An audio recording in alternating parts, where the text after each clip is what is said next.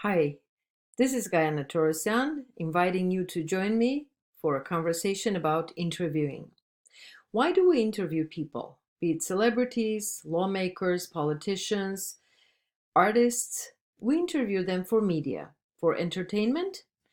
In some cases, interviews are the appropriate tool for corporate hiring.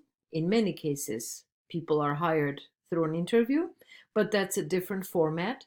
And in research settings, we interview people to learn information from them. It takes some skill to become a good interviewer, and in a moment, we're going to hear from one of the experts who has become a consultant for ESPN. But before we go there, we should distinguish between informants and respondents. An informant is an interview source, a person who knows a lot of information and shares that information in a sit down, in depth, usually long interview. A respondent is someone who participates in a survey, and usually the numbers of respondents are large. So I'm giving you a link to the YouTube uh, place where you can watch a little bit of Kinsey, the motion picture about Dr. Alfred Kinsey, the one who brought up the sexual revolution in this country and around the world. But as we've been watching excerpts from that film, we know that Kinsey interviewed people for his studies and he used different modes of interviewing. He observed their privacy, their anonymity, and finally, he showed the impact of those interviews on society at large. So, in summary, what we do as researchers, as inquiry people, is really making a big impact on society. But how do we become good interviewers? Maybe we can look at media and the entertainment industry to learn a few tricks.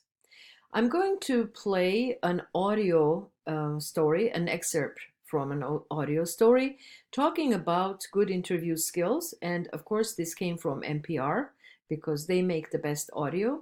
And as I play the audio, I would also scroll down to show you the transcript because this story is available in sort of multimedia format. There are pictures, there is the text, and there is the audio.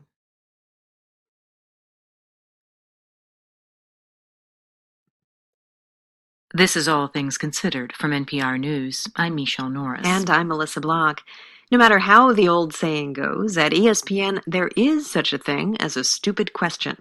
The sports network has hired an executive who's telling reporters that Larry King and Mike Wallace are perfect role models of what not to do when conducting an interview. NPR's David Folkenflik went to Bristol, Connecticut to get some answers of his own. ESPN has become a multi-channel sports juggernaut, beaming games, talk shows, and news programs into tens of millions of homes. This is SportsCenter. ESPN's nightly newscast features spectacular plays, slips, and punchlines. Would you believe it could be the defending champs? But there are hundreds of regular season games in the NFL, NBA, and Major League Baseball. Every sensational catch is quickly replaced by another. The interviews, however, often linger in the mind. And that's how ESPN hoped to set itself apart. I felt that we were missing key questions, we weren't getting great moments, so I thought we needed help. John Walsh is executive vice president at ESPN. Walsh read a journalism review article about a college professor's technique on the art of the interview. 2 years ago, that professor, John Sawatsky, joined ESPN full-time. If he were a comic book villain, Sawatsky would be the Riddler. He even has a giant question mark on his office door. Now, every single editorial employee at ESPN is expected to attend a 3-day seminar. And there, they encounter a lanky, slightly awkward 58-year-old man who methodically eviscerates the nation's most prominent television journalists. For Deadly Sin number 1, we'll use the number 1 news magazine show in the country, 60 Minutes. Sawatsky plays video clips to illustrate all 7 deadly sins of interviewing. This is from a Mike Wallace profile of Luciano Pavarotti. You're an industry now, aren't you? I'm what? An industry. Your voice, your concerts, your fame, your name, your horse shows, your records, your wife's talent agency, your real estate holdings. It's gigantic. The Pavarotti empire. I don't think it's an empire. Sawatsky says Wallace's rapid patter fails to get Pavarotti to speak candidly. Mike Wallace enjoys the swagger, going in and having the question being more important than the answer. And it's important for him to look good. If that were so, why would ESPN have paid to have me come up there and talk to them about the art of the interview? That's Mike Wallace. So, continuing our conversation about how to be a good interviewer, we would really need to continue John Sawatsky's lesson and list the deadly sins. We're not going to do it now, but a couple of those deadly sins, as he calls them, are: don't ask yes or no questions, because that's what you'll get as an answer. Don't ask long questions, because people will forget the beginning of the question by the time you get to the end. And this is not a place to show your knowledge. And the third deadly sin: don't use loaded language, words that mean more than one thing. Keep your language simple, keep your questions simple. A few other comments, a few other lessons that we can take away. Sometimes, like in Kinsey's case, it's important to guarantee anonymity of our informants. We want to be accurate about the date and time and the name of the person we're interviewing, because usually people work in teams if it's a serious research project, and those kinds of projects usually last a long time.